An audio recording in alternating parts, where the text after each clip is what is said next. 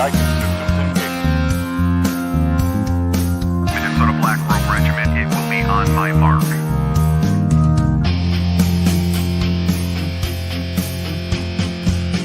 systems are a go. All systems are a go. Minnesota Black Robe Regiment, you are over the target. You are authorized to fire at will.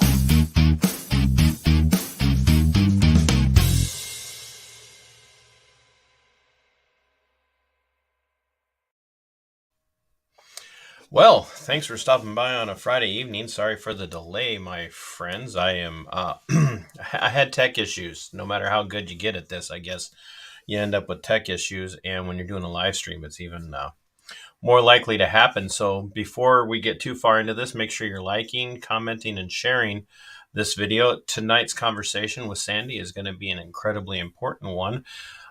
She has been run through the ringer when it comes to firearms and mental health, and some of you are like, okay, well, you had Jake Whiskerchin on, and you talked about that a little bit, and we definitely talked about firearms and mental health, but because of Jake, I ran into a guy named Isaac Ritchie, who will be coming on the show here in the near future as well. But Isaac introduced me to Sandra,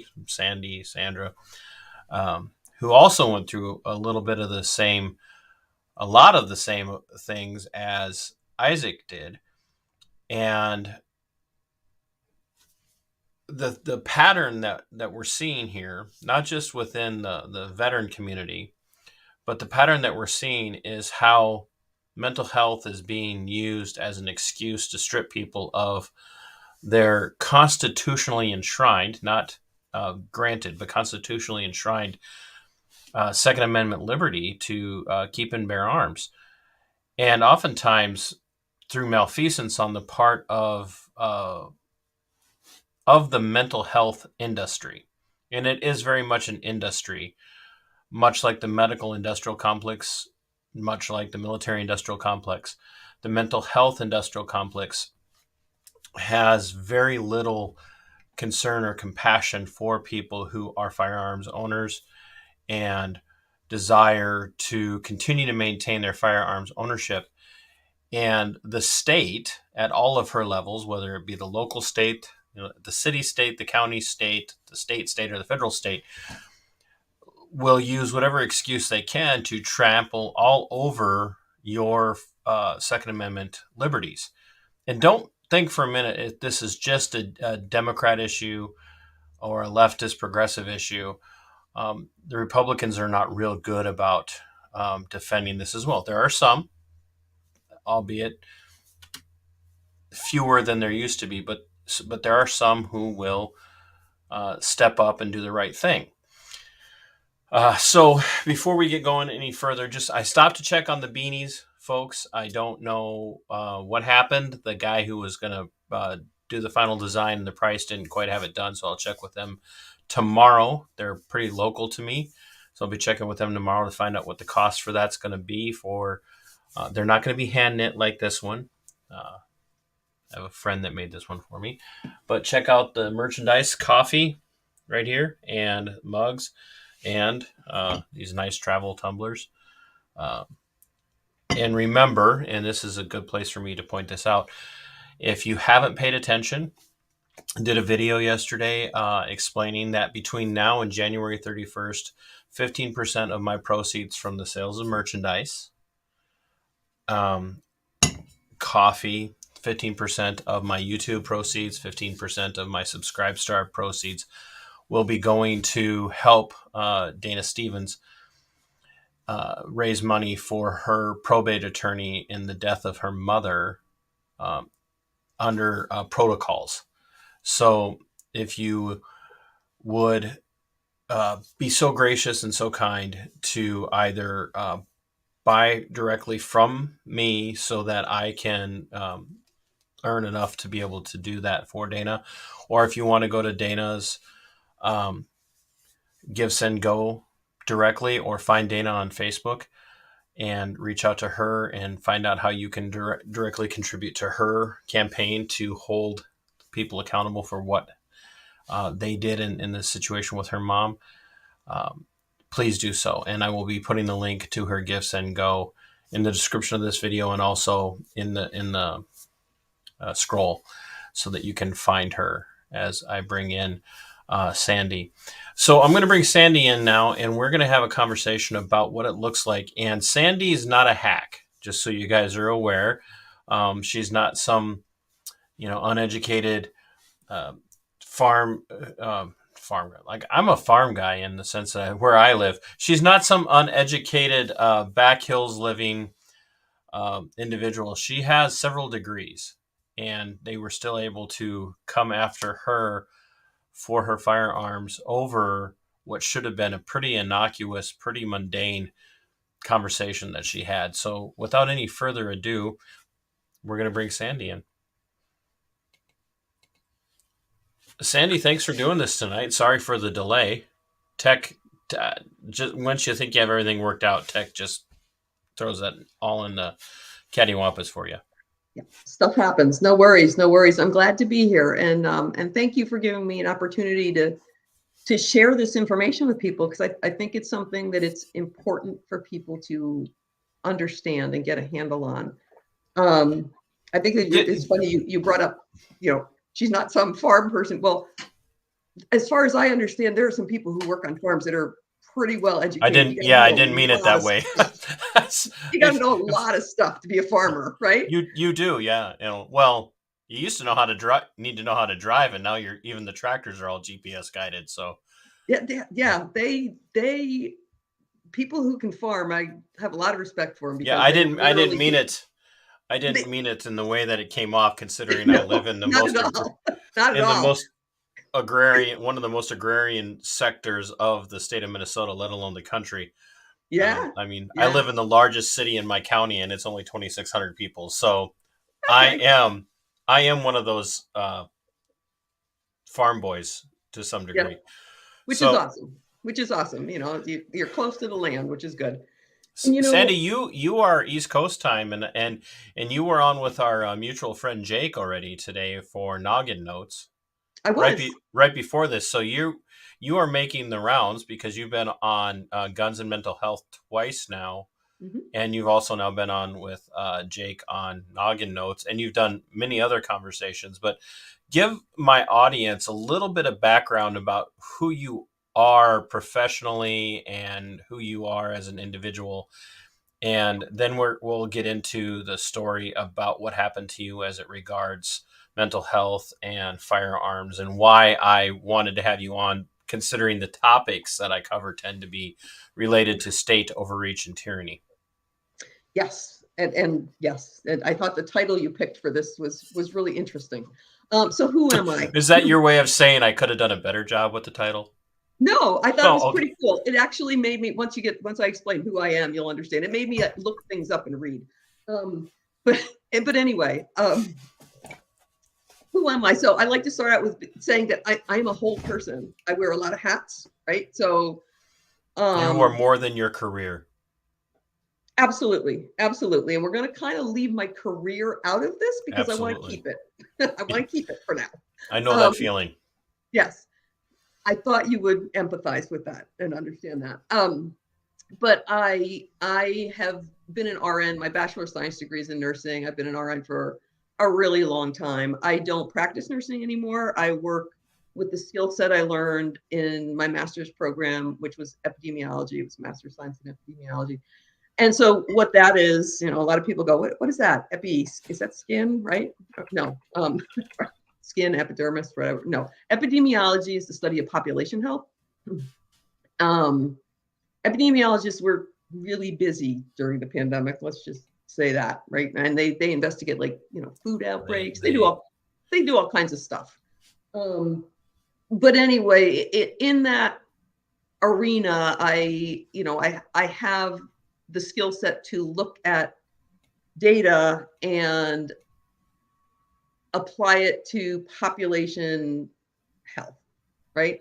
So I'm starting sort of at the end, but what happened to me with regard to this law made me collect information and read and dig into literature. And what I found is not going to be considered politically correct by certain factions of people. Because Well, you'll fit in perfectly then. yeah. So I thought I might, but so I thought I'm gonna circle back. Is that enough about me? Does that explain enough about me, you think? So obviously this is relating directly to the idea of firearms. Were Yes. you raised as a firearms owner, or? So my family hunts. My husband and I oftentimes hunt together. We right now where we are, it's big game season in the northern zone, and unfortunately we haven't been out to hunt much this year because he is actually on his way back from Hawaii right now. So Poor guy. well, he was doing some contract work with the military out there, whatever. He's a veteran. He's a retired military officer. But yes, so guns are definitely a part of our lives. We do hunt. We, in order to be proficient at that, we target shoot because you want to keep your skill set fresh. And they're part of our lives, and as I was just talking to Jake on Noggin Notes, there are some guns you shoot because they're fun to shoot, right? There are Right, other ones no you kidding. shoot because you're going to go hunting and you're going to put, some white-tailed deer in your freezer. In fact, between the podcasts this evening, I was actually cleaning my food dehydrator because I just finished a batch of venison jerky, teriyaki venison jerky. Yeah. You're making all sorts of people up here feel just jealous right now because they're all waiting to get their deer. So, Well, so anyway, so yeah, we are hunters. My son is in this state right now. He lives in a different state, but he's gone hunting with us. My daughter's gone hunting with us. It's a thing we do. We get together with people, friends, family, right? You're out in the wilderness. It's beautiful. You're getting some exercise. You're bringing home some very healthy food. In my opinion, it's healthier than, the things that you buy in the store because you're looking at, the heck you say. What's that? The heck you say. But, You mean but, huh? wild animals eating right off of the earth are somehow healthier than animals that are raised in feedlots? What? It's not even understandable. I don't know how you can say that. Well, so yeah, so guns are a part of our life, right? And we, long guns, handguns. I have a handgun permit, as does my husband.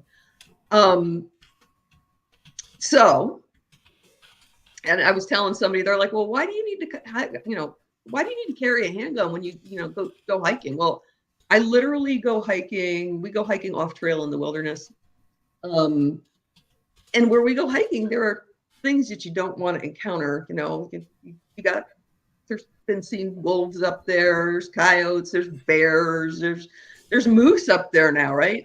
Not that a handgun would do much against some of those large creatures, but it could scare them. But the point is, it's for protection. Handguns are for protection, whether you are in your home or whether you're in the wilderness, right? And they need to be used safely and wisely, and that's just a part of life. Yep. So that's sort of my background in terms of my education and in terms of my guns are a part of my life, and that I'm a person. I have family and friends that I do things with, and hunting is one of those things that we do. Yeah. So you working through the pandemic, you also ended up going. I want you to tell your story. So you ended up seeking Yes. So some conversation, if we will. Yes. So here's the story. So early in the pandemic, I got really stressed. Stress happens. Stress happens to everybody, and we all respond to it in our own very special way, right? So I get super stressed. When the pile of stressors are manageable, it's generally a non-issue. We deal with them, life goes on. When they get piled too high or there are too many of them at once, it can cause problems. And so I found myself in a place in April 2020 where my pile of stressors was just way too high. And I recognized that because I literally wasn't sleeping at all and I really wasn't eating. So I said, all right, I recognize as an individual who is all about health, right? Individual health, population health, taking care of my own health. I recognize this is a problem. Let me go talk to somebody to see if they can give me guidance to deal with it faster than I would on my own, right? So I did just that. I went and sought care from a mental health care provider. And I did the right thing. I was 100% right to do that. And I believe anybody should be willing to recognize that it can be helpful to seek mental health care when the need arises. And that's a good thing. So what I'm saying is not to discourage people from seeking care when needed. What ends up happening to you is the reason why so many people are discouraged. Correct. And I now have the statistics and numbers that quantify all of it. So, because I'm a data nerd. So I went to talk to somebody and I was there for a time, right? Short time. It was basically the only place that you can drop in to talk to somebody is called the crisis center. I called to see if I could get an appointment to talk to somebody, and it would have been 2 to 4 weeks. And I thought 2 to 4 weeks when I'm not sleeping or eating is just not a really good plan. So I went to the only place I could speak to somebody immediately. And when I did that, I was there for a couple hours, talked to a couple people. They were not helpful at all. I'll just start with that. But what they did do, unbeknownst to me at the time, was file a report with the state. So what happened when I was there, I talked to them, they gave me some papers, blah, blah, blah, follow up with your doctor in a week. Okay, go on home. I did. And you know what? Because I'm all about taking care of myself, I did follow up with my doctor in a week. And I did do the things that, were recommended. So 5 weeks later, I got a call from the county sheriff's department telling me that they wanted all the guns in my possession. I was like, what the heck? Right? Kind of freaked me out because I'm like, what the heck? And I'm like, I don't know who you are. You're calling me on the phone telling me this. Why should I believe you? And they're like, well, the paper will come in the mail, blah, blah, blah. And so, yes, in a few days, the paper came in the mail, and it was called an order to show cause with a court date telling me that my handgun permit was being taken away. And this is all because the provider that I sought to talk to when I was stressed filed a false report with the state of New York.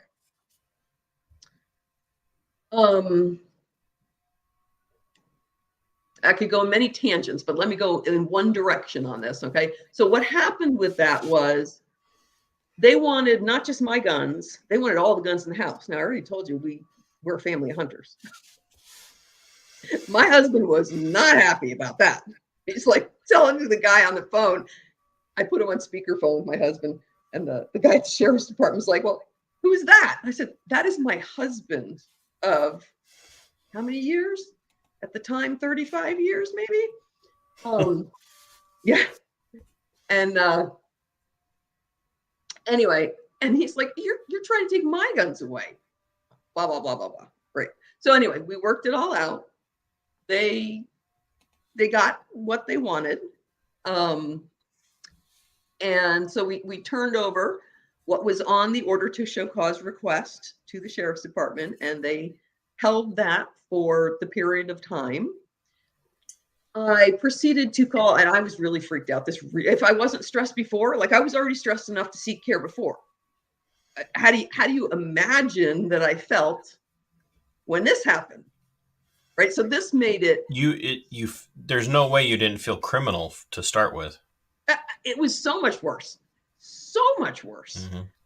Mm-hmm. This whole thing just made it. It was awful, very stressful. So let's go back. So you go and seek. I mean, for lack of better terminology, you seek urgent care help. Yes. For stress related to your occupation, as it related. Well, related to a lot of things, I would say. Right, but related predominantly to what was going on at the time. There were a lot of things going on at the time. I can say there was a lot of, well, we know it was a very contentious election that was happening that year, the presidential election. So there was a lot of societal things going on, community things going on. There were some things going on within our family that were just another thing to deal with. But it was compounded by the reality of yes, and right, this massive crisis that the U.S. was under. So you go in and seek this help through urgent care, for lack of better terminology. Yes, that's a good way to put it. Yes, and because you didn't want to wait 4 to 6 weeks. Correct, 2 to 4 weeks. Yes, or 2 to 4 weeks, or 2 to 4 weeks. Yes. I knew there was a 2 in there somewhere. You got it.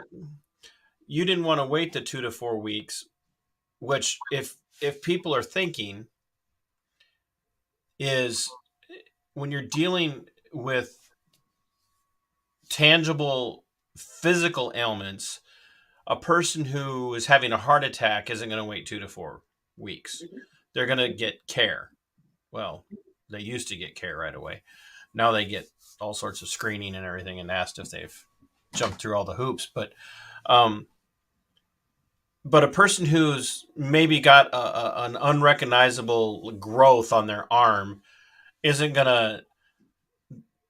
don't need to go to urgent care. You're actually you're not in a crisis per se, but you recognize that it could be coming up on that, and you go to seek help. You don't want to wait that 2 to 4 weeks. And the system immediately treats you like a threat. Right. So, all right. So for people who own guns, I'm going to circle back to that threat piece, but I'm going to take you through.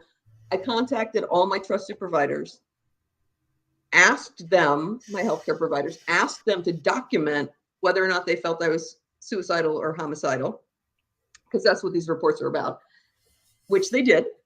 And I explained to them what had happened and got all those documents, gave them to the lawyer, and showed up in court. And the judge ruled that the report was, in fact, arbitrary, capricious, or abuse of discretion. And my rights were reinstated immediately. So it was, in fact, a false report. How long after the report was filed did the judge rule that? 4 months. Right. So it wasn't immediate. It was not immediate. So there was not a lot of immediate going on here at all. More immediate than it has been for others who are still fighting years later.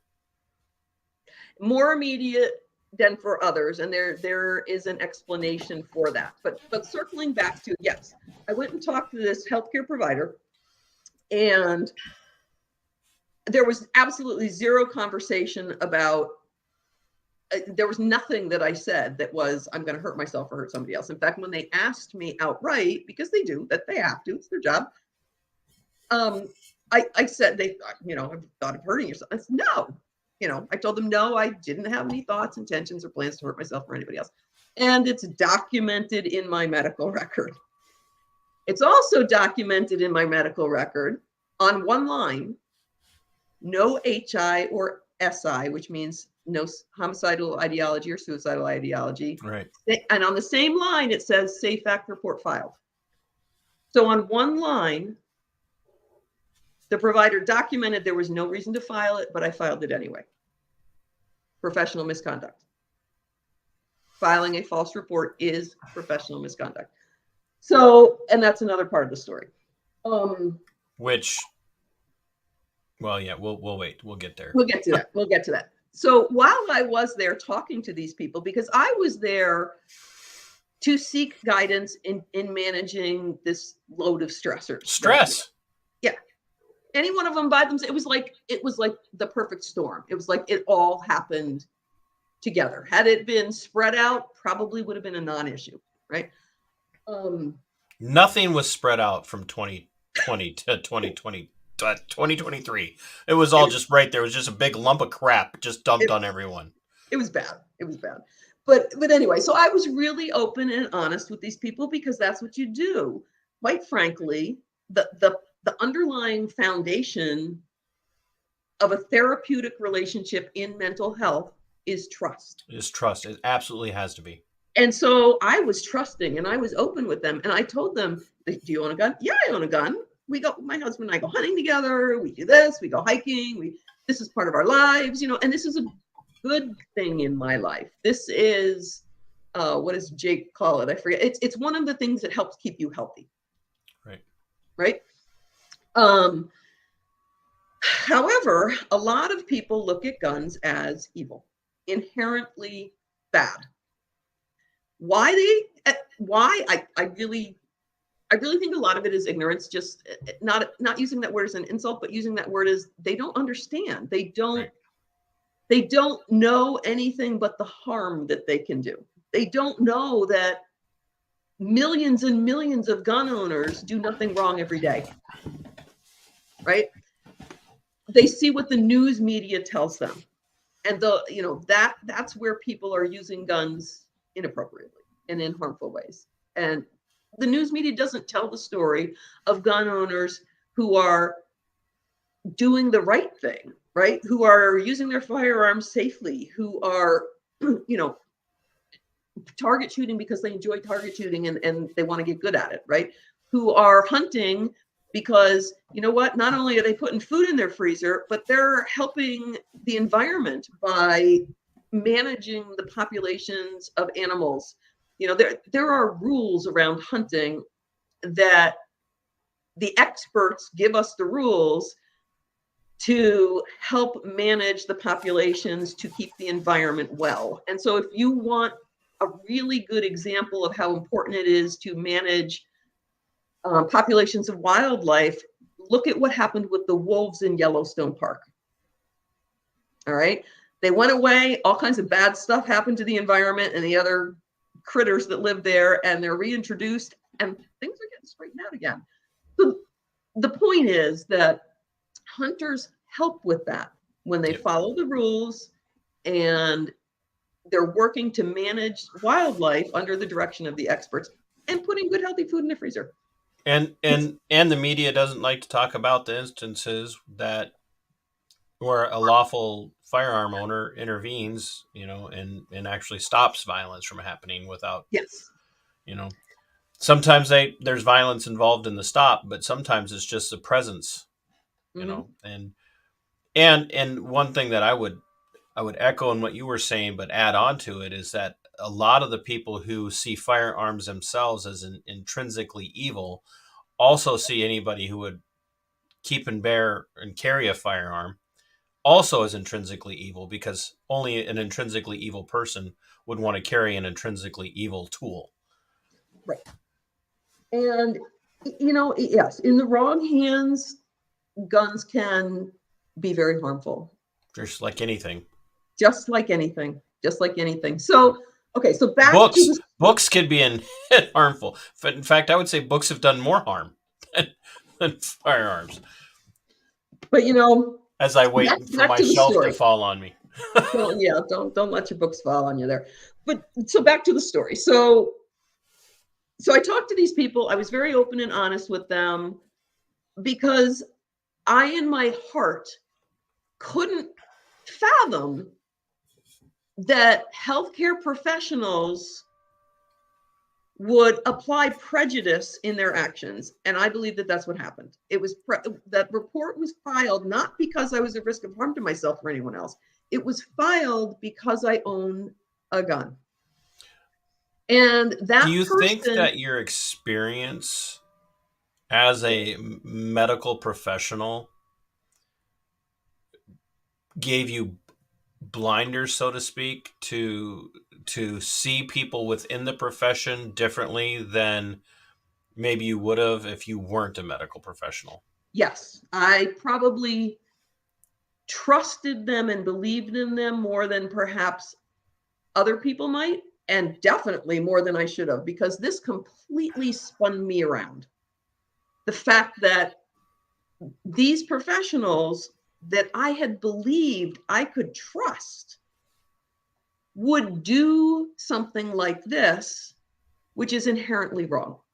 So basically, they filed this report because I own a gun, not because there's any risk of harm. You're in Minnesota, this is New York, so laws are different in all the states, right? But Not by much, so honestly. basically, Minnesota, New York, I mean, we're maybe 5 weeks behind you guys. So but so they basically send this report to the State Office of Mental Health. Then it goes to the Department of Criminal Justice Services. They hit against the database of handgun owners. If you have a handgun, they notify the county, it's not the coming issuing county. Yeah, the county court people, because they're going to take away your handgun permit, right? So I got the numbers by filing a Freedom of Information request to the Department of Criminal Justice Services. Only 1% of the people that get reported to the county. They get an order to show cause and get a day in court. My day in court showed the report to be false. 99% of the people who are reported are never told they're reported. There's no mechanism in this process to let those other people know that they can no longer own a firearm in the state of New York. So a couple of people that have reached out to me after seeing my story in various places, they've told me that they have discovered that they were reported. One of them, when trying to apply for a handgun permit, they were told, no, you can't because there's this report against it. And they're like, what?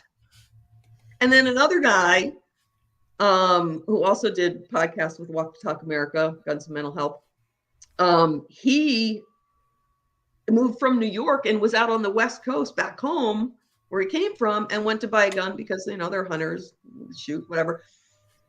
And he was denied. And he again was like, what? Right. So people aren't told. There's no Sounds an awful lot like Isaac. Yeah, it is. Okay. Name dropping. But these, you know, the point is that it's very clear, very evident that only 1% of the people who are reported, those are the people with the handgun permits, get a day in court to refute the allegations. Everybody else, there is absolutely no way to appeal or challenge the report. You're never allowed to see the report. You don't get a copy of it. You can't request a copy of it. The only way you can find out about it is by trying to buy a firearm, or if you have the handgun permit.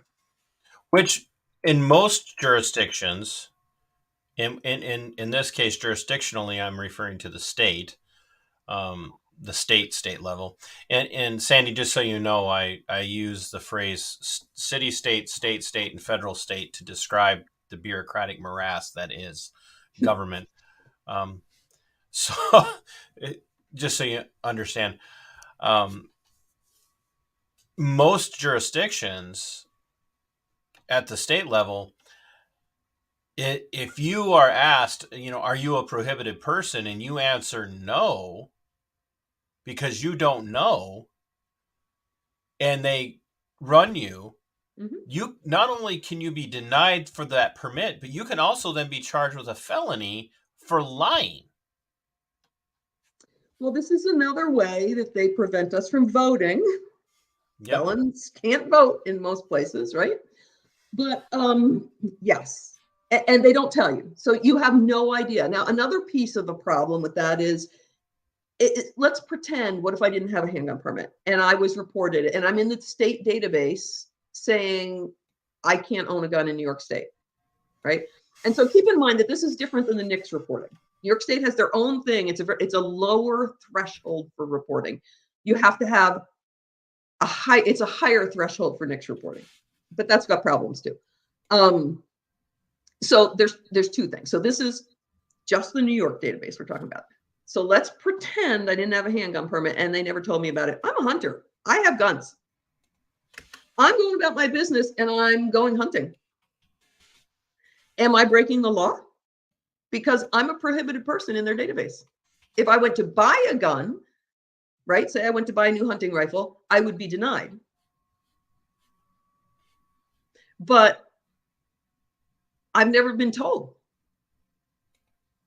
So does that make me a criminal if that were the case, right? And that's a good question. I don't know if that's ever been tested, but it's a really good question that they're taking away rights. They're not telling you about it. They're not giving you the opportunity to, they're not giving you due process. They're not allowing you to, to face your accuser and know what you're being accused of, because you don't ever get to see the report. I mean, there's so many constitutional violations there. It's unbelievable. Yeah. I got to collect my thought on that now. I wonder if no matter how many times you tell this story, you still find yourself in a place of shock as you think back to how you had to learn about the fact that you were a prohibited person and what to me, Sandy, it's mind-blowing. There's no due process in this. Zero. None. There's no due process. And not only is it worse than if not having due process, a constitutionally guaranteed, not granted, but guaranteed guideline for every citizen, every sovereign person in the United States has due process. Not only do they strip you of your due process without you having any idea that it's happening, but you have to find out by accident. That's terrifying. The ramifications of this are absolutely mind-blowing. They are. And it's here's some, I'll get into the federal code too in a second, but that'll be fun. One of the things that concerns me is they recently expanded the list of healthcare providers who are required to report under this law. Originally, there were 4 types of healthcare providers, and now there's a bunch more. They did that, I think it was July. It was last summer. And I only stumbled on that by accident because I was, looking things up and reading things, and literally I'm writing a manuscript for publication about this. My intent is to publish it in a peer-reviewed health journal, so it's squarely in the literature that this is harmful to people. But I found out they added a bunch of reporters here. And so what they're asking them to report is risk of harm. Okay, they're not saying straight up suicidal or homicidal, right? The problem here is if somebody is a risk of harm, it's because they're suicidal or homicidal, right? And so the law 9.46 refers to mental hygiene law 9.01 as the reporting standard. And that basically says, in a nutshell, there have to be threats or actions. Right. And the guidance that's put out by the state on this is that this situation requires immediate action. Okay, so let's take that all together. Threats or actions is the risk of harm, requires immediate action. We're talking about suicidal or homicidal ideology. So the people who are required to report this, many of them are not authorized to diagnose suicidal or homicidal ideology. And it is a medical diagnosis. They're called ICD-10-CM codes. They're billable medical diagnosis codes that are the basis of insurance reimbursement for care. Stands for, I'm going to get this wrong, but let me try. ICD, International Classification of Diseases, I believe is what it stands for. But basically, it's this whole breakdown of this code belongs to this illness or condition. And, if you have I don't know, an ear infection, this is the code that you bill for an ear infection, right? If you have pneumonia, this is the code you bill for pneumonia. Well, there are codes for suicidal ideology and homicidal ideology. They are medical diagnoses. Many of the people who are on the list of required reporters for this law cannot make medical diagnoses. RNs cannot make medical diagnoses, nor can LPNs. And talking to Jake, he said people in his area, the counseling, family counseling area, they use a different manual. They don't use the ICD codes. They can't make those particular diagnoses. So the concern here is you have people who are not authorized by virtue of their license to make this kind of evaluation, to make this kind of conclusion on a person's state of being, filing reports. Instead of what somebody should be doing is, if there really is a problem and it requires immediate action, they should be referring them, moving them to a higher level of care, somewhere that can take care of it, someone that can diagnose it, somewhere where they're going to be admitted and observed and watched, right? Somewhere where they're going to get the care they need to make sure that they can get to a healthy place. That's not what this law is about. It's not about protecting people from harm, which is what it is supposed to be about. Because they file the report, go home and see your doctor in a week. I mean, in 5 weeks between the time I left that place and the time they said, I want your guns, if I was truly having a problem with suicidal or homicidal ideology, which I was not, 5 weeks is plenty of time to do harm. That's exactly what I want people to hear, because this stuff is happening. It's not just New York. It's not just California. This stuff is happening everywhere. And here locally in Minnesota, we just had a sheriff's race, Freeborn County, and anybody who's been tracking my content for the last 2.5 years, Freeborn County is the home of Albert Lee. Albert Lee is a city that has, up until recently, been just run roughshod. Their city attorney ran roughshod over that entire city, and their police chief ran roughshod over that city. And one of their lieutenants was running for sheriff, backed red flag laws. And this NYX and New York's version of NYX is nothing more than an even more clandestine version of red flag laws. It's really what it is. New York has NYX reporting, mental hygiene law 9.46 reporting, and red flag laws. And red flag laws. You got them all. But right, you've got it all. But the problem is with this NYX style reporting is that if you can't get the red flag law, then we're going to get you on something else. And it's like I said, it's more clandestine because it catches you off guard. I mean, it's bad enough when the cops show up at your house and say, hey, your baby mama called and said she thinks you might be suicidal, so we're here to take your guns. That's bad enough. But the other one is the fact that now all of a sudden you're in a situation where, like you said, you're driving to go hunting, you get pulled over for something, and there's a gun in your car. The deputy or the town cop or whatever runs you and finds out, unbeknownst to you, you're a prohibited person, and now you're in cuffs, or maybe worse, there's a gun pointed at you. And so, yeah, and I don't know if that situation has ever arisen. It would be interesting to see how it would play out if it did. But it's definitely... Well, yeah, I hope it hasn't arisen, but I just can't imagine it hasn't at some point. I know. I don't know. Look at what happened to... I mean, Isaac's in the chat, and look what happened to Isaac. Isaac's in the chat. Hi, Isaac. Yeah, Isaac's in the chat, and then I got a few other friends from the area, in my area, that are watching who are very much interested in this topic because of the nature of the reality that, like, Isaac was going to go hunting. Isaac gave you a big hello. Isaac just wanted to go hunting. He just wanted to go out shooting with his friends, and had he gone, could have ended very poorly. Not to mention the fact that it also could have gotten all of his buddies on the hook for criminal charges for providing a firearm to a prohibited person. It's asinine because all Well, you were trying to do was get help. well, and it also strips people of their support systems and their activities that help them stay well. Precisely. So, Absolutely. right.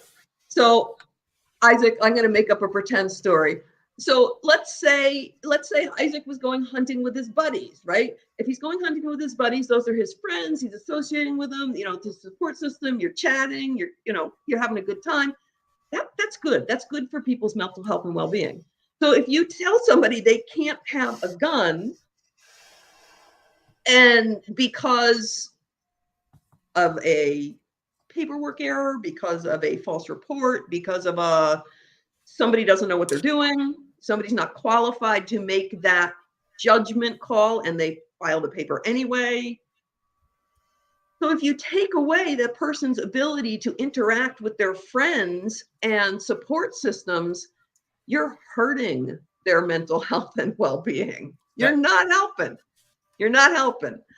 No, Sandy, you don't understand. Just owning a firearm makes you mentally unstable. Well, You have to.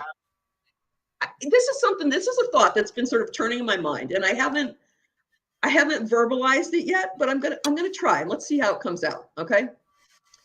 Given the number of people who own guns in our state, in our country,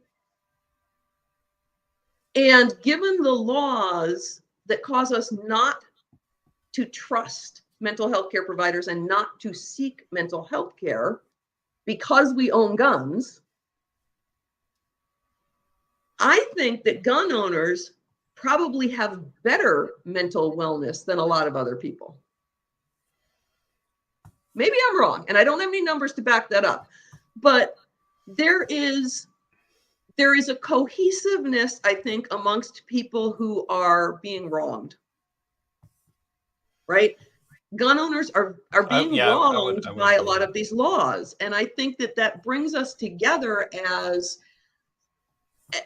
a group that is supportive of each other. It gives you that sense of community, believe it or not, that helps us be mentally well. Well, I actually think that's one of the reasons why they want to use the laws like the NICS and red flag, is they don't want that cohesiveness. Oh, that's interesting. Yeah, I think that's an interesting thought. I think that, my buddy Bob's a former, retired Army vet, former Green Beret. And, if you think of anybody who'd be like rah, Republicans, rah, such and such, Bob will, made the comment, take the guns, worry about due process later. And when you bring that up, you tell people that was the Donald, that, and I make comments like, it's not just the Democrats. The Republicans play this game too. They're just, they're a softer version a lot of times. Mm-hmm. And that's, they want the regime, the powers that be, if you will, Sandy. And I'm not a conspiracy theorist, because everything that would have been conspiracy theory on my part's all been proven true in the last 2.5 years. So I don't have any other conspiracies to share. I'm out of conspiracies, but that's good. I'm done. I'm out. I'm looking for somebody to borrow mine from now. So, the reality of this is when I look at it, when I look at your situation, when I look at Isaac's situation, when I look at there's so many, even here in Minnesota, over and over and over again, the very thing that causes a person to want to go and seek help is also the very thing that's used against them. And you wouldn't dream of, and I've talked to, like, I live in the Mayo Clinic area. I live in the bubble of the Mayo Clinic, and being a medical person, you know what the Mayo Clinic is. I visit their website all the time. I look stuff up on their website all the time. They're a really good source. Yeah. Right. And, but at the same time, sources of information, and the Mayo Clinic is one. But I live and work in an area where it's a predominantly, they are against they're literally against the average person in Minnesota because they have very strong anti-gun positions. And that's really unfortunate because that puts a huge barrier to care between the population and the care providers. And when that kind of thought pattern is predominant among care providers, there is a prejudice that ends up happening. And, are gun owners getting the same quality care if they're being prejudged because they own guns? Look, and so up here, I don't know if this that? happens in New York, but up here, like you walk into any Mayo affiliated office now, and it doesn't matter how old you are. It doesn't matter if you've got kids. It doesn't matter if you're a young teenager in the office by yourself or you're an adult. One of the first questions is are there guns in your house? And we should be telling them that's really none of your business. None of your business. Right. It's really none of your business. And, this is where I was completely turned around when I sought care, because I was honest and I was open. And I will tell you now, one, I wouldn't seek care again. I just wouldn't. And that's a sad fact, but it's the truth. Which is exactly why Jake does what he does. Yes. Yep. And the other piece of it is I would never tell a healthcare provider, any healthcare provider, there's a gun in my house. Never.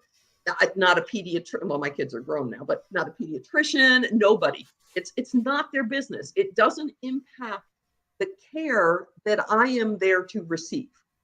I am not there to treat a condition known as gun ownership. So it's not their business. I like how the condition known as gun ownership, but that's not a condition that they can treat. It's just not. It's not why we seek care. We seek care because we have a sore throat or we got a cough or whatever, right? Or we're feeling down or, whatever the case. You're feeling down, right? Yeah, I was going with the more physical things because they're people can relate to them. But yes. Right. Well, it's stress. Just like you can't imagine the pressure that it puts on a person who doesn't have cancer. I've had this conversation with family members constantly because I've had even my view of the mental health world has shifted drastically over the last 10 years. Mm-hmm. You don't look at a person who has cancer and say to them, oh, if you just had enough, you can't see the cancer, so you don't even know if the cancer is real. And because you have cancer and we don't know how it's going to affect you, we're going to have to put you on a list of people to be watched because your cancer might make you do things that you wouldn't do under normal circumstances. So we're going to have to ask you as a person with neuroblastoma, we're going to have to ask you to give up your guns because there's actually literature out there and I don't have it at the tip of my fingers, but I did run across it in some of the research I've been doing. There is literature out there that basically says you can't really predict what a person is going to do tomorrow or next week. No matter what their condition is. Right. No matter what their condition is, whether it's mental health or whether it's a physical condition. It's just, you just can't know. You need to take people at their word, right? If somebody says, I am not a risk of harm to anybody, well, there you have it. Unless there's something they need to be clearly demonstrating actual criminal intent, and the vast majority of these people who are seeking help are not demonstrating criminal intent. No, the vast majority, not at all. You can't, and that's part of the problem with these kinds of laws is, they're targeting legal gun owners. Right? They're targeting legal gun owners because to make them illegal. Because they don't want them to own guns. Right. Not because they want them to be safe or healthy or anybody else to be safe or healthy. Because they wouldn't have waited 5 weeks. Exactly. And if it was really about keeping somebody safe and healthy, it wouldn't just be about guns.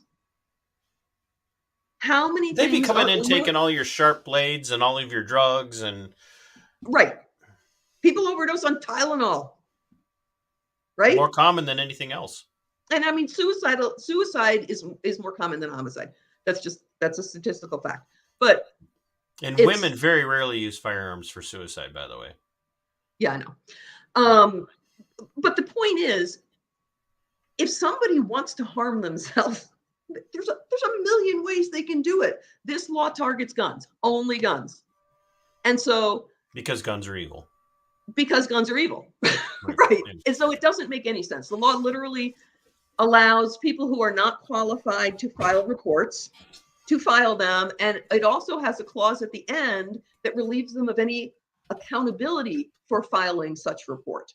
So you cannot hold them accountable for the professional misconduct which occurs if it's a false report. I went all the way through that entire process, filed the complaints with the State Office of the Professions, had the investigations go all the way through. It was blatant professional misconduct. They could not hold them accountable. I was not allowed to be there during the proceedings. That's just the way it works. The only thing I can imagine as the possible reason is the language of the law. It says that if it's filed in good faith, there can be no civil or criminal, what is the last word? Like repercussions. Liability, I think is the word in the law. They can't be held accountable. So let me ask you this. Gee, it sounds like Pfizer's immunity. But anyway. So let me ask you this. If you were going to go have surgery, would you go to a surgeon if they couldn't be held accountable for their actions? I'm going to have to ask you to go ahead and sign this right here so that in case you die, your family can't sue me when I'm doing surgery on you. I mean, it's all in good faith. Well, but this is the law. You don't even have to sign anything. This is the law. They cannot be held accountable for filing these reports. Right, just like so many other. Never mind. Let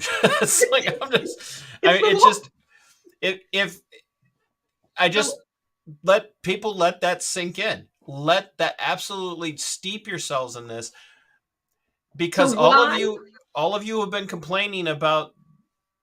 I don't care what your view is on the jab and whatnot for the coof. Just so you know, we refer to that particular pandemic as the coof because if you mention it by name, it'll get my channel taken down.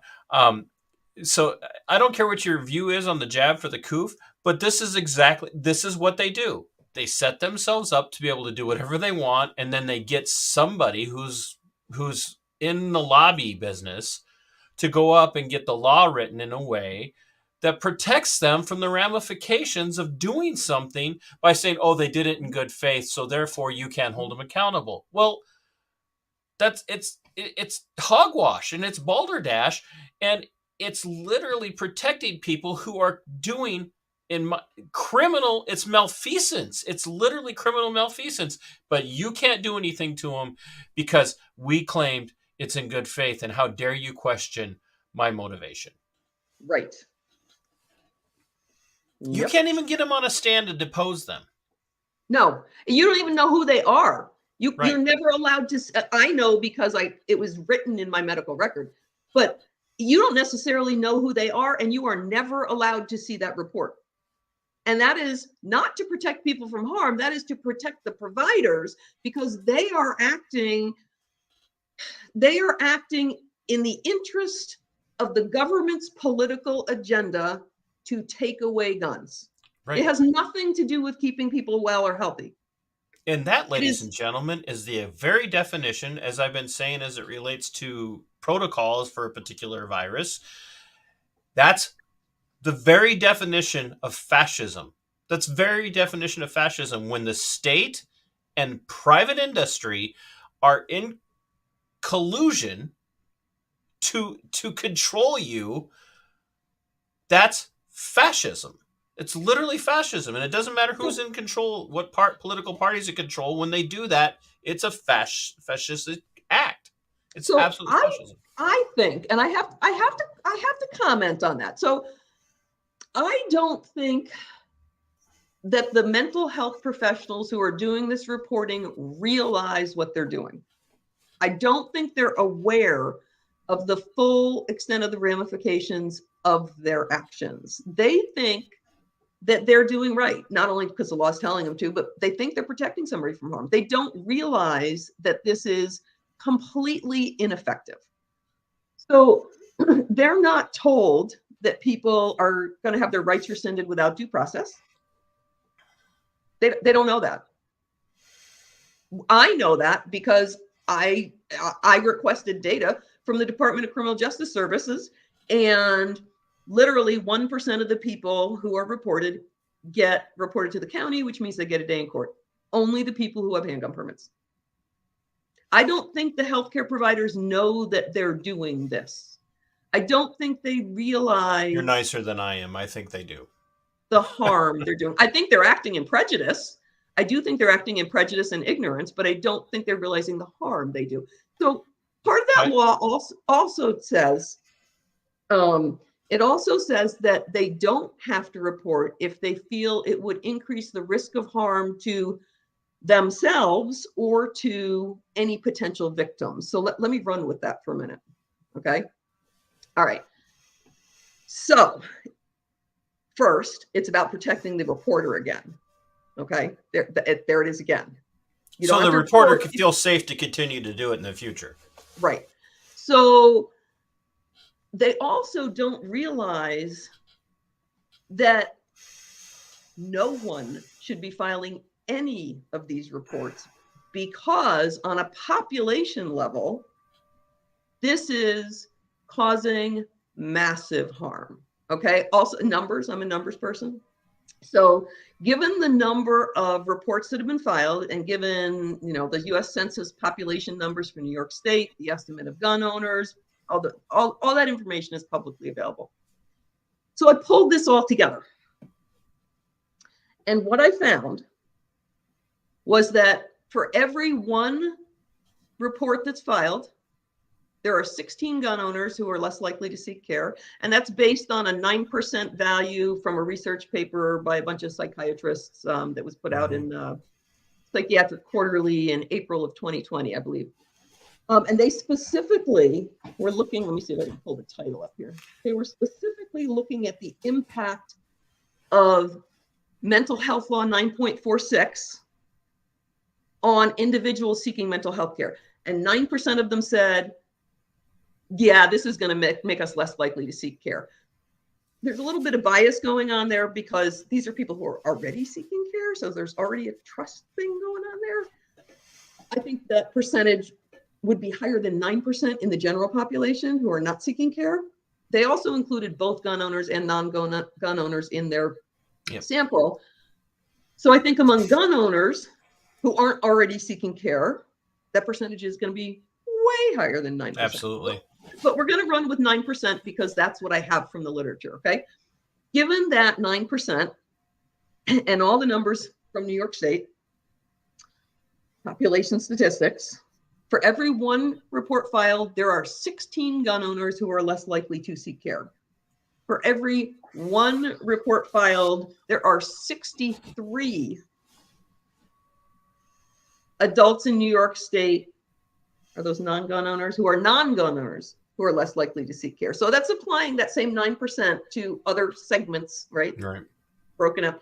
So basically, nine out of every 100 people who might need to seek care are going to say, I don't think it's worth it. Okay, so those are tiny numbers. So let's take it sounds tiny, but it's massive. It's massive. Wait, I have it here. Wait. Okay, so this is using the 2021 census data. These numbers were higher with 2020 because New York has a declining population. I wonder why. For gun owners who are less likely to seek care, mental health care, because of this law, it comes out to 283,000 every year. That's 200. So there's 18,000 reports filed, but 283,000 people are less likely to seek care because of the law. So And what are how we many really- of those 283,000 in just New York alone are veterans or law enforcement or first responders of some sort who have chose not to seek care, who then ultimately end up going on and taking their own lives? So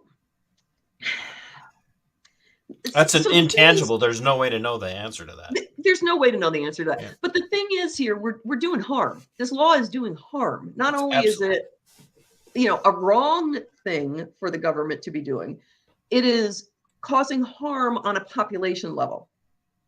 And so pulling together like the numbers of people you would expect to have suicidal, homicidal ideation, those numbers are out there too. You can find them.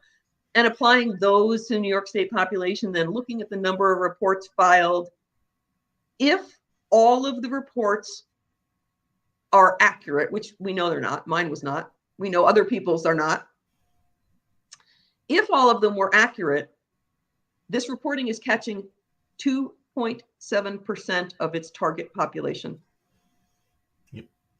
So it is not catching its target population, Nope. but it is preventing hundreds of thousands, extrapolated to the full adult population in New York State, millions of people from seeking mental health care. What are we doing here? For simply no other reason than they're afraid. Yes. They're afraid of how they'll be labeled and what will happen to them for seeking care. Right. Yep. Because the state wants healthcare professionals to file these reports so that they can put the people into a database and restrict their rights with no recourse. There is no appeal None. process. There's an Isaac appeal process Isaac for is NICS. still fighting this. Isaac is still fighting this, and he lives in freaking Texas now. I know. No, I know. sorry, Isaac. I don't mean to dox you, but if they could find you in Texas, bro, you're in trouble. That's like trying to find somebody in northern Minnesota or Montana. Mhm. The reality of this is ultimately what you're saying here, and I'm going to paraphrase it. They're really not interested in helping people. They're not. They're not. It's not. They're not interested in stopping the next mass homicide. They're not interested in stopping a suicide. They are only interested in fulfilling an agenda, which is why Yes. I would differ with you a little bit in that when you say a vast majority of them don't understand what they're doing, I think on some level they do, but I don't think they care about due process. I really don't. I don't think that because they're not a lot of, and there's a lot of average Joes. I don't mean just mental health professionals who might file one of these reports, but there's just a lot of average Joes who are just like, what's due process? They don't even know what that means. Right. Because we've lost our civics. We've lost the ability to understand these things because we don't teach civics. We don't talk about the Constitution. We don't talk about these things. And so due process is firmly ensconced in all of that. Mm-hmm. And so the school systems they're working double time to dumb people down and turn them into compliant sheep. And sure, you might have a person who's incredibly, like, you don't become an RN, you don't have a master's degree or a doctorate. I have a good friend who's got a doctorate in nurse practitionery. Try saying that twice. Incredibly intelligent people. It's not that they're stupid. It's just the vast majority of them just don't think about these things. Well, they're ignorant of it because they haven't been taught about this, and it isn't something that perhaps has come into their life in a way that they took action to learn about it on their own. Well, and due process is something that's for criminals. They see yes. So if you do bring up due process, well, this isn't. I'm not a cop. I'm not an investigator. I'm not a prosecutor. So due process doesn't apply to me. I'm just a doctor. I'm just a medical professional. I'm a mental health worker. Due process isn't something for me to worry about. Well, when you're reporting somebody to the state, you've now involved yourself in the due process system. Yes. And those are things that you do need to be aware of. But the state, at all of her levels, at the federal level or the state level, has stepped in and now has protected you from the ramifications of mm-hmm. ignoring due process. And mm-hmm. people are... and there'd be people that argue, well, okay, but if one person is prevented from shooting up a school, or one person is prevented from murdering his family, if one person is prevented from committing suicide, then all of these other struggles and troubles, Sandy's struggle, Isaac's struggle, and all these other stories, it's all worth it because we've prevented one person. But And the how problem is many- we don't know how many have been prevented from seeking the care they need in the first place. Right. We don't know how many others could have been prevented if the law weren't in place, and we also don't know how many other people have been harmed and damaged and had their lives wrecked because they didn't feel comfortable seeking care. There's a whole lot of harm being done. It's not just about suicide and homicide. If you've got massive amounts of people who won't seek care because of a law that's in place, that massive amount of people, you're looking at, mental health care is marriage counseling. You take your kid for counseling for depression. How many parents might not want to do that because of the law, right? What if my kid tells him I got 14 guns in the house and knows how to get to them? Exactly. Right. So, yeah, you're doing a lot of harm. Next to thing a you know, lot you of took people next thing you know, you took your teenager to a counselor because teenager was getting bullied and was not talking about hurting anybody, was just really depressed from being bullied. And the next thing you know, you're getting at your door 6 weeks later, and it's the local sheriff's office going, "We're here to take all your guns." Right. And so why? So, what did I do? It's back to the agenda, right? So this law is not about protecting anybody from harm. It is not about keeping people well and healthy. It is about taking away guns. That is its sole purpose. That is all it is about. And this is a thing in New York. Okay, they recently passed these other new gun laws to do with concealed carry, which are getting struck down. Well, parts of it are. But basically, you step on the wrong property and you're a felon, right? So if somebody doesn't put a billboard in front of their house to say you can conceal carry on my property, it's a felony, right? Because it's private property, and in New York, it's assumed now that you can't carry on private property unless somebody tells you can. But anyway, so this is, in my opinion, the agenda. The agenda is, let's take away people's guns, and we are the people in power making these laws, and we want to stay in power and make these laws. So if we make people felons, it increases the weight of their voting body, right? Many places now, New York, felons can vote when they're out of jail, but felony in jail, you can't vote. And so the people who would vote to strike down this kind of absurd law can't be heard as easily. When you make laws that are so difficult to follow that it's going to be hard not to break them, the intent of law is to make you break it. Well, the way New York did this whole thing with where you can and can't carry a gun that's being struck down in bits and pieces, they made it so hard to go about your day-to-day life while carrying a gun that it is, in my opinion, intent on making felons out of gun owners. You make felons out of gun owners, they can't work or with their vote to undo any of this garbage. Well, I'll just say it, flatly. Every single law that's passed is passed with the intent of not preventing a crime, but of creating a new crime. Every single law is designed to create a new crime and a new class of criminal, because, as you were saying, the language is either confusing, it's restrictive, it's an overbearing, it's a burden. Mm-hmm. And so you either comply because you're terrified that you're going to fall into disfavor with the state, or you just run the risk. And it's everything from like a seatbelt. Well, it's to like you have a beer and you walk over and you get in your car on your property and you're pulling your car into your garage and you got a beer in your hand and you literally could be like just on your property, not going anywhere, and you could get a driving under the influence, driving while with an open container. It's like literally we see these things constantly. The problem is in this situation, as you were saying, literally not committing any crime, you're now being treated as a criminal. And you like how many thousands of dollars, Sandy, did you have to spend to get resolution at 4 months?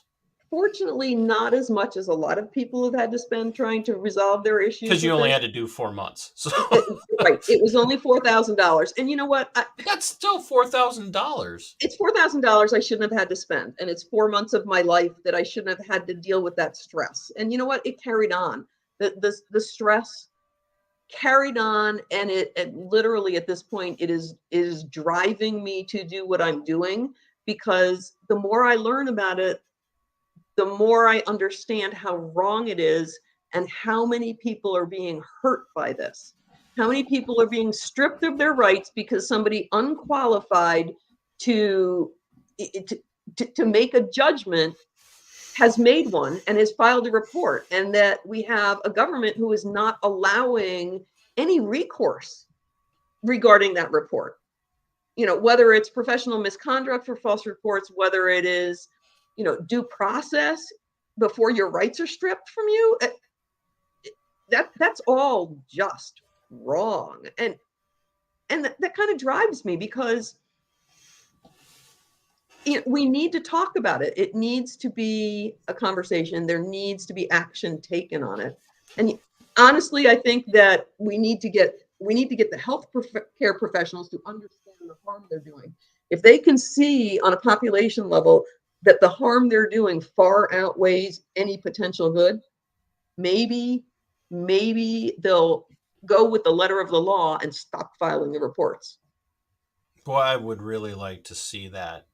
I'd love it. I don't know if it would happen, but I would like to see that from your perspective, Sandy. But I just after what I've experienced for the last couple of years, I don't know that I could be that optimistic with you. So here's another angle to think of this. Okay. And Isaac, you're gonna want to pay attention if you're still on the call there. Almost 2+ years, Isaac. Yeah, it's been a long time. Okay, so I was digging into this more, just reading. Disclaimer: I'm not a lawyer, but I can read, right? So I started digging into that, thinking this has got to be a federal crime that the state of New York is committing. Now, the law itself, it doesn't fall in. It's how they're implementing it. Okay. So under, let me turn the page here. It's Title 18, Section 241 and 242. You ready for this? Conspiracy against rights. Title 18, Section 241. And you can find this online. That's where I found it. If 2 or more persons conspire to injure, oppress, threaten, or intimidate any person in any state, territory, commonwealth, possession, or district in the free exercise or enjoyment of any right or privilege secured to him by the Constitution or laws of the United States, blah, blah, blah, blah, blah. It's a violation of federal law. Literally, they're doing this without telling you. Right? So the next one is same title, 18, Section 242, deprivation of rights under color of the law. For the purpose of Section 242, acts of color of law includes acts not only done by federal, state, or local officials within their lawful authority, but also acts done beyond the bounds of that official's lawful authority. If the acts are done while the official is purporting or pretending to act in the performance of his or her official duties, persons acting under the color of law within the meaning of this statute include police officers, prison guards, and other law enforcement officials, as well as judges, care providers in public health facilities, and others who are acting as public officials. It is not necessary that the crime be motivated by animus toward race, color, religion, blah, blah, blah, blah, blah. And there is, punishment is blah, blah, blah. So it goes on to say, whoever under color of any law, statute, ordinance, regulation, or custom willfully subjects any person of any state, territory, commonwealth, possession, or district to deprivation of any rights, privileges, or immunities secured or protected by the Constitution shall be fined under this title or imprisoned not more than a year or both. And it goes on about bodily injury and this and that. Basically, they are willfully, the way the state of New York is implementing this, they are willfully depriving people of rights guaranteed by the Constitution.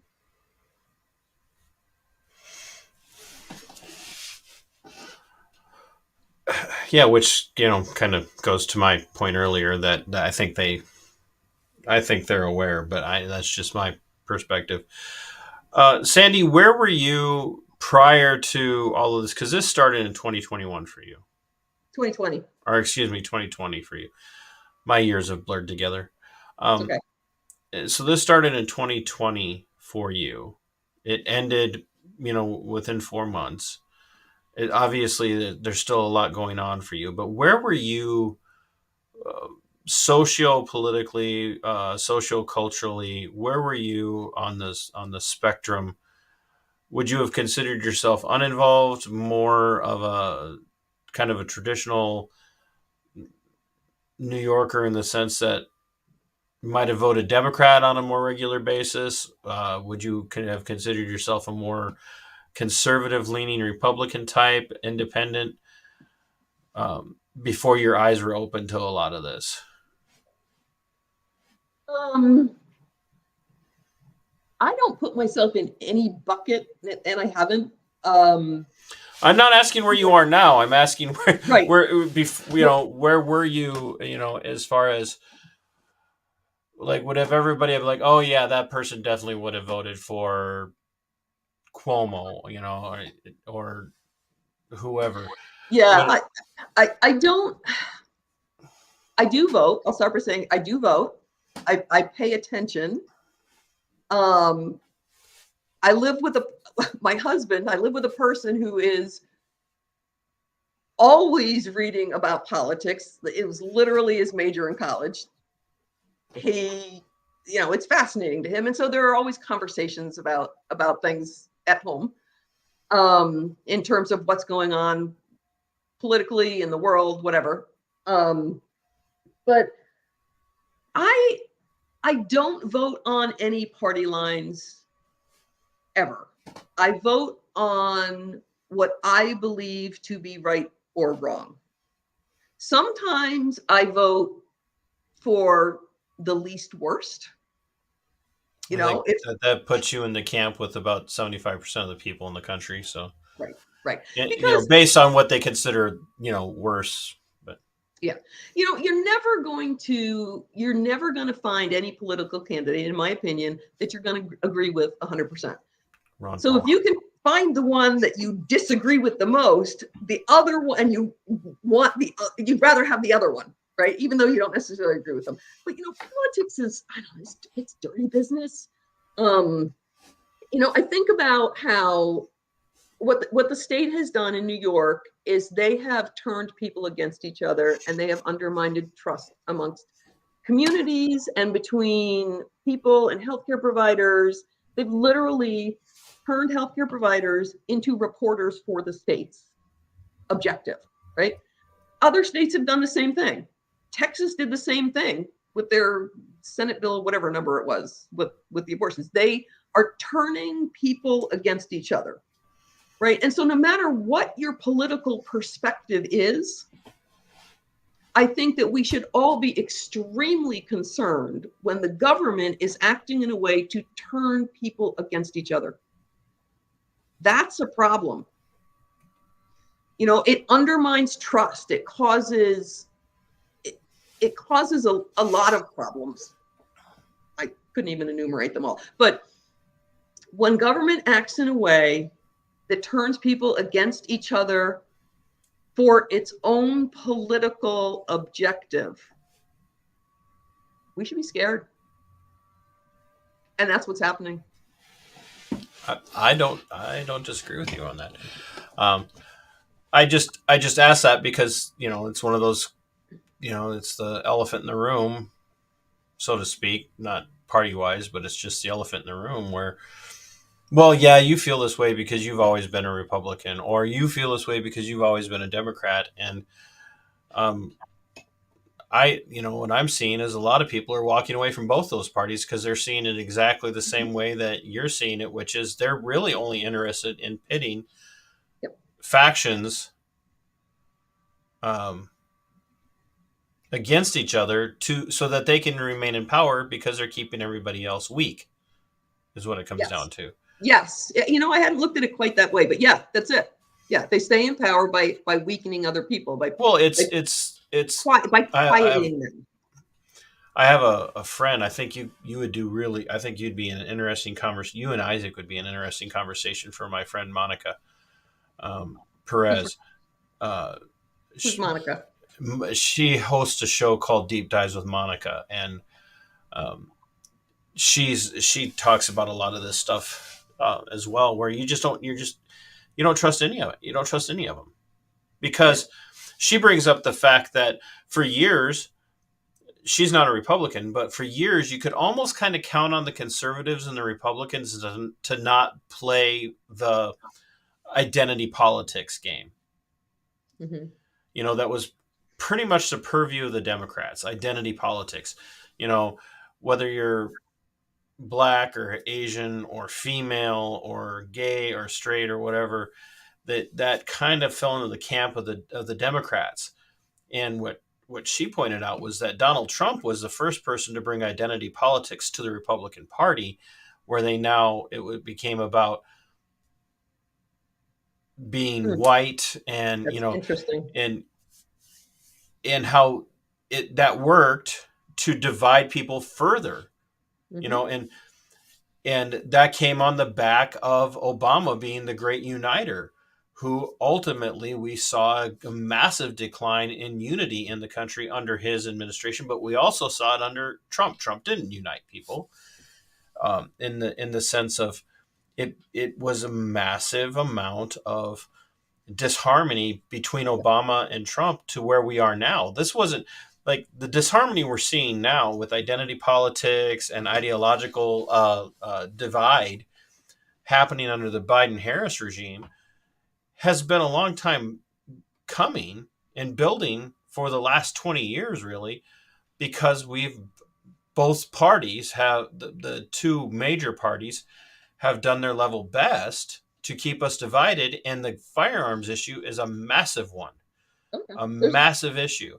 Yeah, You've got firearms is a massive issue. And I think that I'm going to call it bodily autonomy is also another massive issue, which really it comes out in the right of a woman to choose whether or not to carry a pregnancy. And that's a massive issue, and that's part of the identity of the political divide too.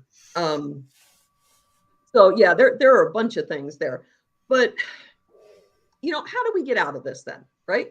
How do we get out of this place where we have people who are trying to divide us and turn us against each other and doing things that are not only prejudicial against guns and gun owners, but blatantly illegal and hurting people?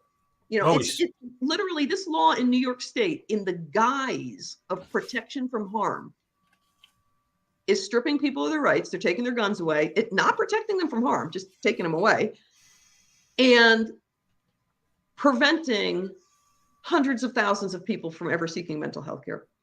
Like, how do we get to a place where that political identity isn't getting in the way of actually running things in a way that is helpful and unifying and supportive of human beings being well and enjoying their lives and exercising their rights? How do we get there? I don't know. For me, I think you start by limiting the size of the federal government, for one. The federal government needs to get out of the business of firearms regulation. Period. They were never intended to be part of that. From my perspective, two, you start vetting your candidates and having them sign pledges to stand on the Constitution, not just take the oath, because every single one of them takes that oath. If they refuse to take the oath, then they can't they're not an oath taker, so they can't hold any kind of office, or they can't serve in the public eye or in the public sector. So you really get them to understand. But that goes back to civics education. It does. And I think it also goes back to, and this is going to tie right in with your Black Robe Regiment, not taking... Is that the research that you did? Not taking your own spin on the Constitution, right? You understand the document, the context of the document, and that is what it is. You can't take it to mean something different, which I think a lot of people do. I think a great example of what you're saying is how we treat the first 10 of the amendments. Every one of the, like the First Amendment, the right of the people, to assemble, the right of the press. These are all very individualistic clauses. And the First Amendment is worded almost in its structure, almost exactly the same way that the Second Amendment is worded. It says the people. It doesn't say the right of the states, the several states. It says the right of the people to keep and bear arms shall not be infringed. And there's no qualification on that says, but if you seek mental health care, forget it. Right. It just doesn't exist. Yeah. Once you've gone to seek mental health care, but Sandy, that's because they didn't understand mental health issues back then. If they did, they wouldn't have written the Second Amendment. Oh, no, that's not true. They dealt with King George. They knew what crazy was. So there were a lot of crazies back then. And there are people who act kind of kooky now too, right? And so literally the people who want to divide us and not act in our best interests, they're kind of kooky. I don't want to vote for them. I say evil. So okay. So, yeah. Well, their intent is not in the interest of the people they serve. Their intent is themselves, in their own power and position. Right. It's evil. And I think that that's a thing in politics. I've never been in politics myself, so I haven't experienced it. But from where I stand, that appears to be a thing in politics. It's about power and position. The statesman is a dying breed. I mean, I think there's a resurgence in the statesman who's, coming back, statesman, stateswoman, whatever, non-binary state individual. There you go. The statesman is making a resurgence in the grassroots of the constitutional movement. And there are people out there who are looking at the Constitution saying, I don't need to know everything about all the laws. I need to know what the Constitution says. And any law that's proposed that runs contrary to what the Constitution says shouldn't be a law. Right. And we hear that all the time. Well, it's the law, right? I don't care what the law is. The question is whether or not the law is constitutional.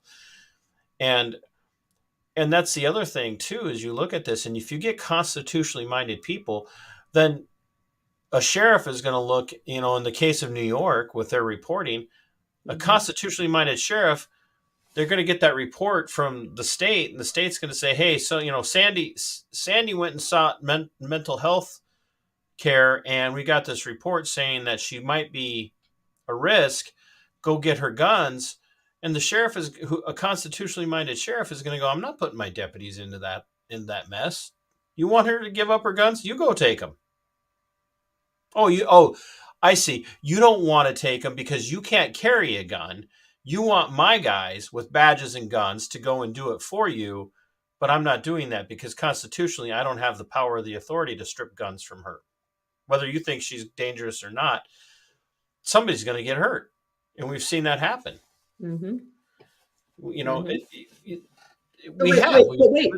This is good. You're talking about them coming to take guns? Yeah. Oh, no. I set an appointment and I brought. But if you had refused, they would have come. Yes. If you would have refused, but wait, that would have opened up a whole different can of worms, Sandy. And but if I was such a danger that they even needed to take it at all, Why would Right. they let me get in a car and drive with it there? Like, Why did they wait 5 weeks? And I get that, and I'm not trying to push back on you. I want to treat you with respect as my no, guest. it just makes no But sense. It makes no sense at but all. but a good sheriff, and I don't know your Yes. sheriff from Adam. I don't know him from Adam, but a good sheriff, and I do a whole series that I've been working on my channel called Defining a Good Cop. A good cop in this situation would have been, that's constitutionally an untenable position, and I will not take part in it because I and everyone who works for me under Mhm. my authority as sheriff of this county, I took an oath to keep and protect and defend the Constitution and the Republic of the United States. And I will not go and strip these firearms from this person because you think they might be dangerous. Because where do you draw the line? Right. Where do you draw the line? Well, it shouldn't be happening at all. You're right. They should be standing up against it. I agree. But it shouldn't even be necessary. The law shouldn't even exist, because if a healthcare professional is reporting that this is a problem, that there's a risk of harm, I 100% agree with that you. that person, it's their obligation to admit the person for either observation or an admission, to keep them in a place where they cannot harm somebody or harm themselves, and work with them. And then by the time that they are released, Which also runs into due process. But they would not, but when they are released, they would not be released if they were suicidal or homicidal. So taking their guns away makes no difference, right. because during the time when the problem exists, they're in a place where they're being observed or cared for, right?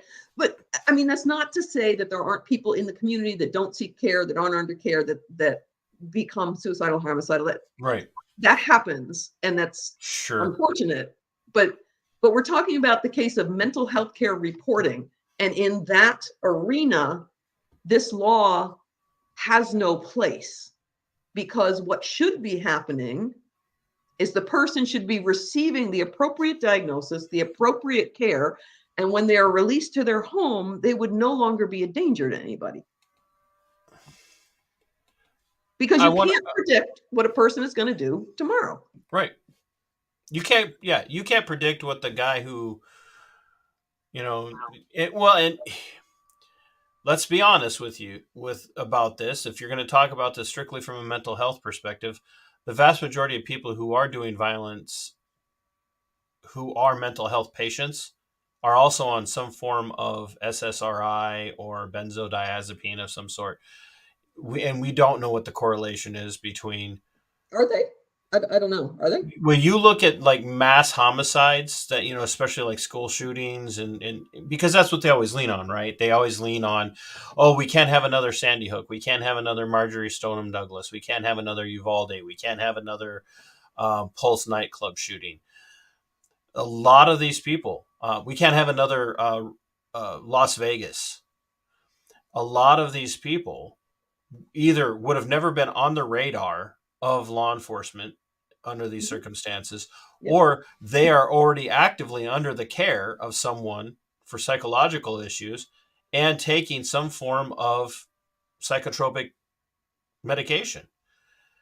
Well, and I think to speak to the fact that if somebody's already under mental health care, already receiving mental health care, and that mental health, I mean, the provider is interacting with them and is not seeing a problem, there's no reason to restrict them.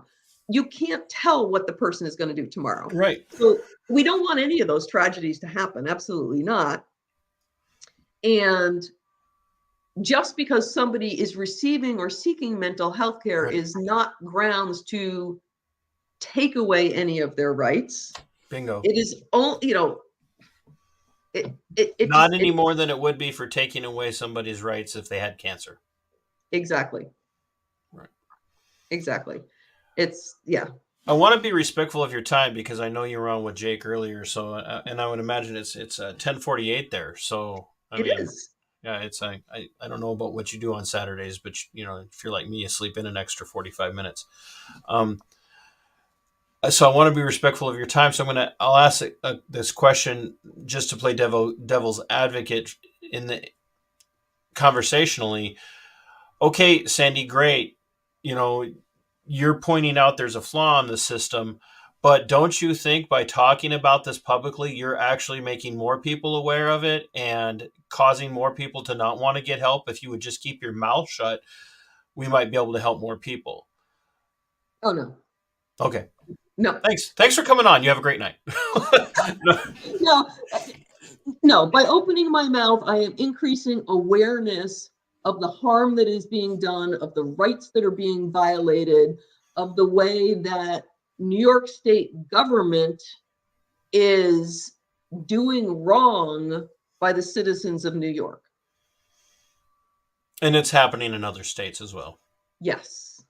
You know, my purpose in sharing my story and talking about this is to raise awareness of the problem. And that's the problem, the violations and the harm it's doing, and to make other people who are dealing with this, like Isaac, hi Isaac, who are dealing with this, know that they're not alone. They're not the only person. So that in essence gives them a sense of support. You're not alone. This is happening to other people, lots of other people, and it is wrong. Oh, it's fundamentally and foundationally absolutely wrong. And there again, it is happening in other states. Yeah. It is Yeah. it is not it's not just New York, it's not just, California or Oregon.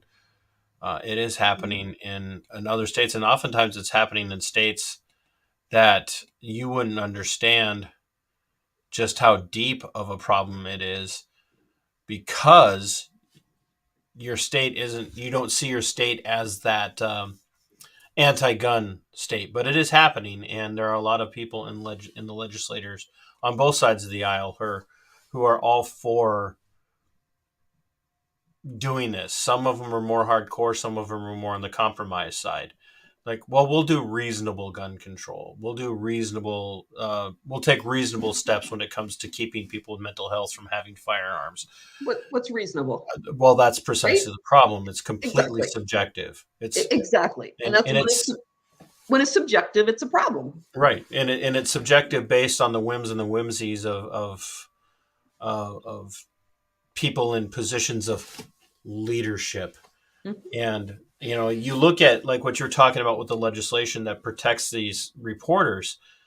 They're basically, they have been handed, for lack of better terminology, what a lot of people have been talking about now for the last several years is qualified immunity. Yes. It's a form of qualified immunity which needs to go away. Period. Yes. It would change. It would change so much about what happens in the public sector, but it would also change things like these reporting laws. Where are you in this fight now? Are you working to help advance legislation that's going to get this to change? Do you have somebody on your side in New York that's willing to carry the water for you and write new legislation? Or I at this point, that is not the point where I am today. Where I am today is putting together all of the information that I have found about the harm that it does to people and getting that out there. I think, baby steps, like do one thing at a time. I think next steps will be taking a look at the legal violations and making people more aware of the legal violations that are going on here. Talking about it is good, but in terms of healthcare professionals, you need it in the medical literature. You need the harm in the literature because that's what gets referred to, and that's right. And that's where I'm going. Well, is there a place where people can find you and find out more? I mean, I have a lot of the links in the description of the video, but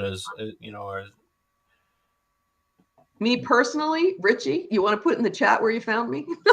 Or Isaac, Isaac Richie. Yeah, Uh, Isaac sought me out. He found me on LinkedIn.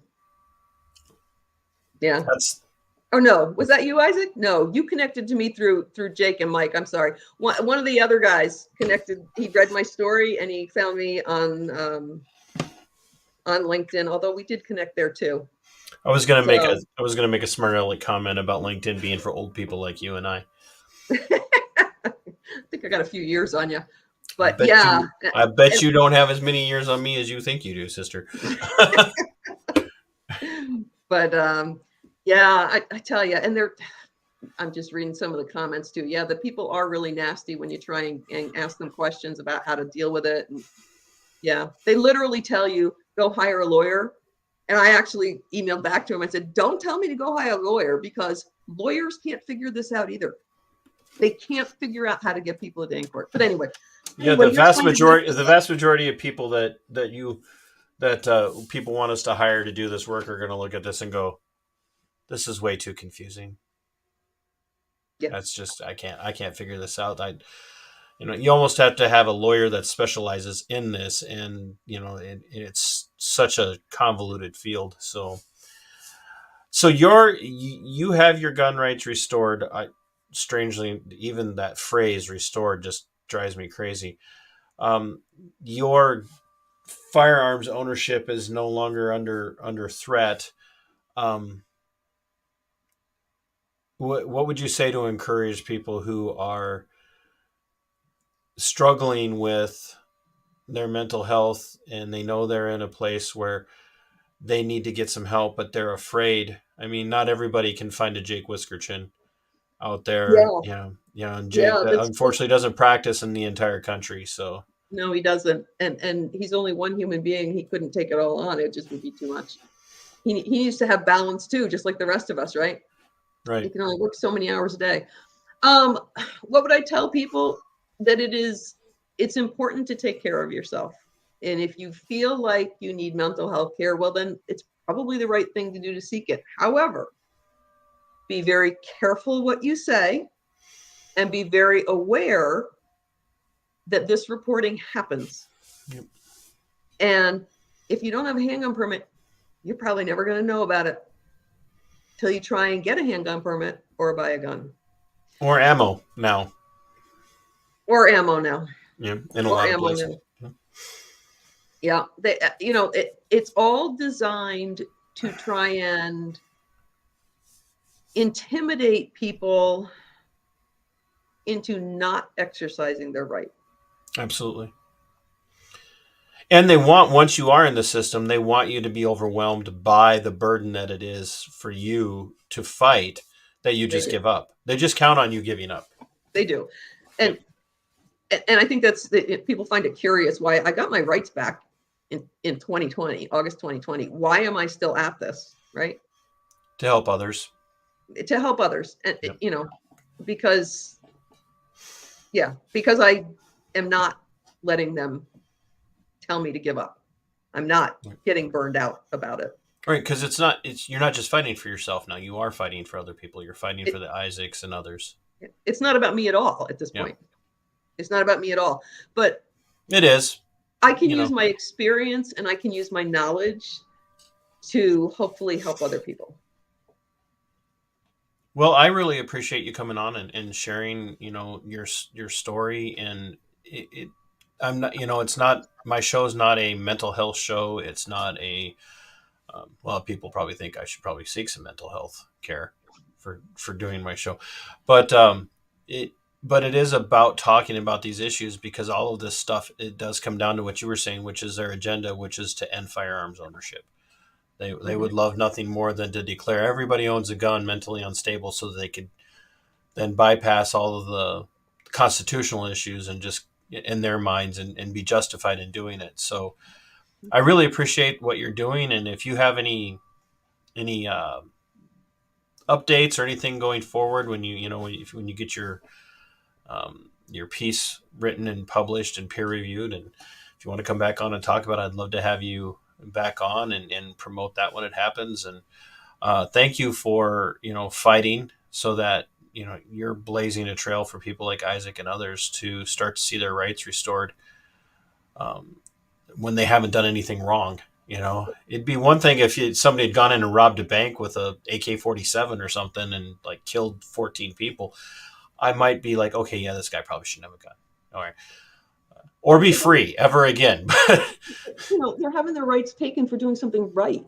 Right. For doing the right thing. They're right for doing the right thing. Yeah. And the people who are doing something wrong, the reporters, they have immunity. What did you call it? There was it's a form of qualified immunity for private immunity. Private sector individuals is what it is. Yeah. And we see a lot of people talking about ending it for law enforcement because it has become a problem. It does give a lot of cops a pass, like even though they clearly did something wrong. Well, qualified immunity says we can't do anything about it. Well, that's exactly what they did with this legislation that protects these reporters, even when they do it in bad faith. It's absolutely wrong. Yeah. So prejudice and lies are bad faith. Yeah, absolutely. Yeah. Well, Sandy, I really appreciate your time. I'll let you get out of here, and I'll do a close, and feel free to share this around or tell people you don't know me. I don't know that guy. Well, that's not true now, is it? Now you know me, which I do. Which might make you go, I don't know that guy. Well, it's fine. It's fine. It was a great conversation. Thank you so much for having me and letting me spread the word. Sorry for the tech delay at the start. It beats the heck out of not hitting the streaming button, which I've done a couple of times and had to restart the show 10 minutes in. So stuff happens. Well, you go and enjoy the rest of your evening, and thank you for your time, and keep us posted on how things are going. Okay. Thank you very much. Thanks. Ladies and gentlemen, Sandy's story is both terrifying and encouraging, stifling, and yet liberating when you know that she has managed to work through it. The problem is the law hasn't changed. And ladies and gentlemen, they are working to bring this to you, and it's not just the Democrats. You're a Republican legislator, your Republican senator, your Republican governor, depending on just where they're at, might be on board with this stuff. And if they can't get you on this, they'll get you through red flag. So, my buddy Bob, cited earlier, take the guns first, worry about due process later. That wasn't Bob saying it. That's Bob quoting the Donald. And we can say what we want. People do say things off the cuff that they probably wouldn't say under a lot of circumstances. But that's one of those that should never, ever, ever leave the mouth of any person who's holding a constitutional office or serving in the constitutional position. I do, one more time, I want to point you all to my friend Dana's Give, Send, Go. I'm going to bring this up here real quick. Some of you have already gone over to her Give, Send, Go site and have given. A couple of you have, and I really appreciate that. She is trying to raise, and this is actually when it comes to a crowdfunding like this, Dana's not asking for a lot. She's asking for $3,000, which $3,000 is a lot of money, but I've seen Give, Send, Go and GoFundMe with massive amounts of money for much smaller situations. Dana's mother died last year as a result of what it appears to be every day, more and more of the research is showing from doctors and attorneys that are working with her that it was literally criminal malpractice. And so she's really got to get some things lined up to be able to pursue this. And the probate attorney is a huge part of that. And they're doing a lot of this work for her already, but they have to have some sort of retainer, for lack of better terminology, to handle this well. So if you could please go over to Dana's Give, Send, Go and $5. I said I have 2,306 people subscribed to my channel. If I could get 500 people to give $5 to Dana, that would basically cover her $3,000 retainer. And if you would prefer to not give at Give Send Go, but instead would like to buy merchandise from me, or go over to my Subscribe Star and pick a support level there. Between now and the end of January, I will be giving 15% of my proceeds from my sales of my merchandise and my coffee, the beanies when they're ready, my sweatshirts, when I have another round of those coming in, whatever it might be, coffee, mugs, travel mugs, tumblers, whatever. Or these, I love these nice little coasters. So if you like adult beverages on coasters, or if you like mason jar type things to drink out of, if you like that kind of stuff, or you want fancy shot glasses, whatever it is, 15% of my proceeds between now and January 30, the end of January 31st. Oh my gosh, I'm getting old. I forgot what months have how many days. 15% of my proceeds are going to go help her with that. I did much the same for 22-0, the veteran suicide organization, and I did much the same for Ann Quiner up here in Minnesota and Wisconsin when her husband was died under medical care. We sent some money her way as well. So I would really, more than anything, I don't even care if you buy something from me. If you want to go and give directly to Dana, that would touch my heart. And I'm not asking you to tell her that I sent you, but if you would just go and help. She's a fighter, and she deserves this. And then after that, maybe we'll pick another project that we can work on together, my friends. We have to get each other's backs on this stuff because no one else is going to help us. So share this story around. Head over to my Subscribe Star, pick a support level. Help Dana in whatever way that you can. I will be reminding you guys between now and the end of January. So we've got basically 2.5 months for us to really work on this together. So share this video, share the story, help people become aware, hold your legislators accountable at the state level. Make sure that they're not trying to pass anything like this. And if this is already on the books in your state, make sure they're working to get it repealed. Encourage your city councils and your county commissioners and your sheriffs to become practitioners of nullification, and to say, no, we're not going to enforce that and we won't take part in it. That's how you end this. States will not pass legislation if they know that no one's going to enforce it for them. They just won't. Or they will pass it knowing it's going to have no teeth. And that's why we need constitutionally minded people holding office. I don't care which party they're in. We just need them to have the Constitution in their mind as they're holding office, so that we know they're going to do the right thing constitutionally. At that point, I don't even care what their party affiliation is. If they're doing the right thing, I can support them. So, my friends, as always, fight for your liberty. It is yours. Fight for your freedom. It belongs to you. And until next time, Sic Semper Tyrannis. We are go for liftoff in T-minus 30. Stand by for further instructions, Minnesota Black Robe Regiment. Secondary guidance systems engaged.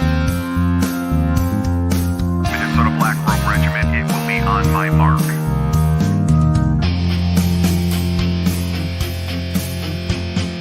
All systems are a go.